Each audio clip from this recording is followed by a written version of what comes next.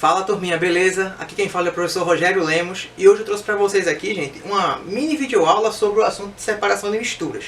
Vamos lá. Separação de misturas, você vai ter dois tipos de misturas. Misturas homogêneas, aquelas que apresentam apenas uma única fase, e as misturas heterogêneas, que são as que apresentam duas ou mais fases.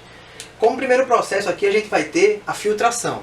A filtração ela separa misturas heterogêneas em que a parte sólida vai ficar retida no filtro, tá certo? Então a gente tem como exemplos aqui o filtro de barro, tem como exemplo também o filtro de papel para fazer café na cafeteira, o aspirador de pó, né? E o ar-condicionado também, que é um tipo de filtro, porque o ar passa por ele com impurezas e as impurezas ficam presas no filtro do próprio ar.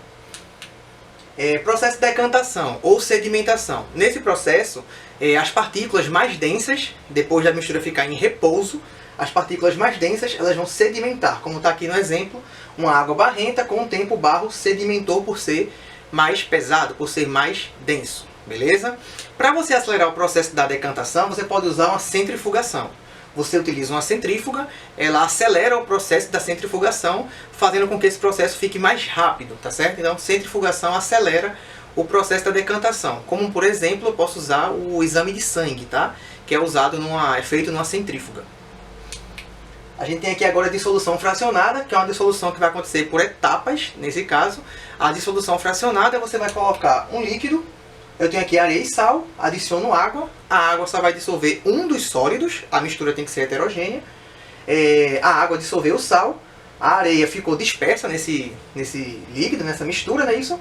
Depois o que pode acontecer? Eu posso pegar essa mistura, fazer aqui uma filtraçãozinha, como está aqui no exemplo, eu filtro, outra etapa, e depois vai ficar só a água com o sal. Eu posso esquentar essa água com sal, né? A água evapora e o sal fica, eu separo tudo.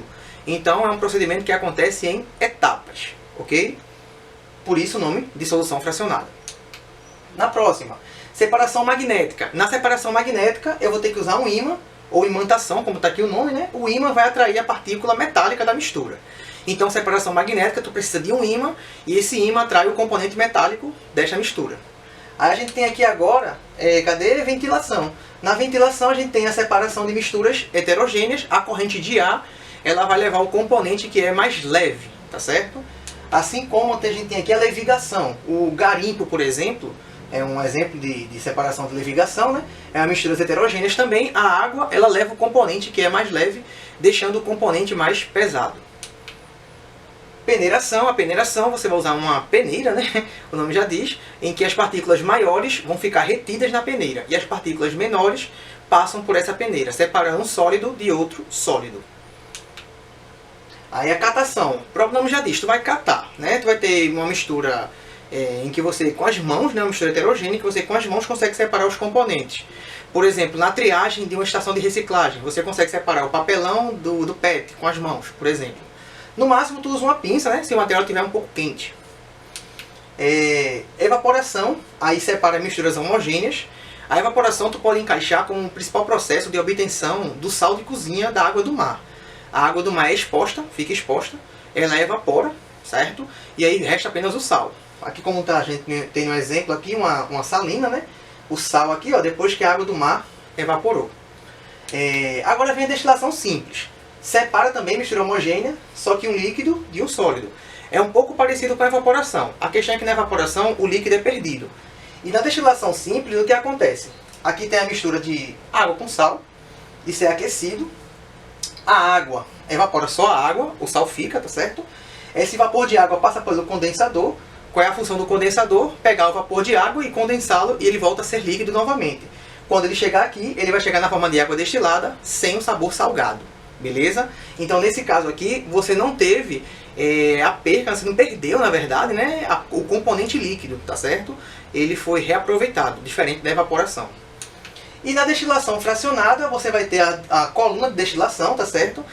Para separar líquidos de líquidos nas misturas homogêneas, de acordo com o ponto de ebulição. O ponto de ebulição vai sendo atingido e você vai obtendo os diferentes líquidos, os diferentes derivados, na verdade, né? Como é o caso aqui do petróleo, tá? Você vai aquecer o petróleo e você vai obter através dos pontos de ebulição os diferentes componentes dessa mistura. Cada ponto de ebulição que é atingido é um componente diferente que você é obtido, que você separa.